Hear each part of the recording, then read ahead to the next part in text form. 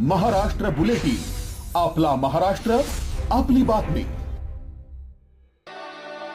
घरफोडीच्या गुन्ह्यांचा तपास करताना क्राईम ब्रांच युनिट 1 ने मोठी कारवाई करत तब्बल 15,10,850 रुपयांचे चोरीचे सोन्याचे दागिने जप्त केले असून 10 घरफोडीचे गुन्हे उघडकीस आणण्यात यश मिळवले आहे. पोलिसांनी दिलेल्या माहितीनुसार क्राईम ब्रांच युनिट 1 चे पोलीस हवालदार विशाल काटे, प्रशांत मरकड आणि विशाल दिवरे यांना मिळालेल्या गोपनीय माहितीनुसार गंगापूर पोलीस ठाण्याच्या हद्दीतील घरफोडी प्रकरणातील संशयित आरोपी ध्रुवानगर परिसरात फिरत असल्याची माहिती मिळाली. त्यानुसार पोलीस पथकाने सापळा रचून प्रदीप जंगड्डा तुपे याला ताब्यात घेतले.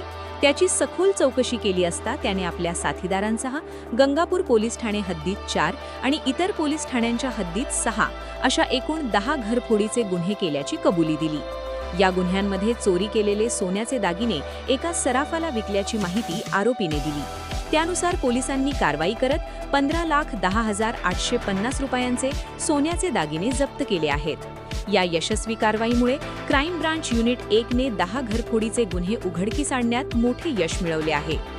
ही कारवाई वरिष्ठ पोलीस निरीक्षक आंचल मुदगल यांच्या मार्गदर्शनाखाली पोलीस उपनिरीक्षक चेतन श्रीवंत, किरण विरसाट तसेच पोलीस कर्मचारी प्रवीण वाघमारे, प्रदीप मस्ते, संदीप भायन, प्रशांत मरकड, विशाल काटे, विशाल दिवरे, विजय सिंग परदेशी, शेरखान पठाण, योगीराज गायकवाड, देवीदास ठाकरे, उत्तम पवार, धनंजय शिंदे, राजेश लोखंडे, अमोल कोष्टी, मुक्तार शेख, राहुल पालखेडे, गोरक्षा साबळे, जगेश्वर बोरसे, समाधान परपवार तसेच महिला पोलीस कर्मचारी अनुजा येवले, शर्मिला पोखरणे आणि मनीषा सरोदे यांनी केली.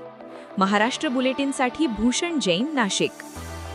महाराष्ट्र बुलेटिन, आपला महाराष्ट्र, आपली बातमी.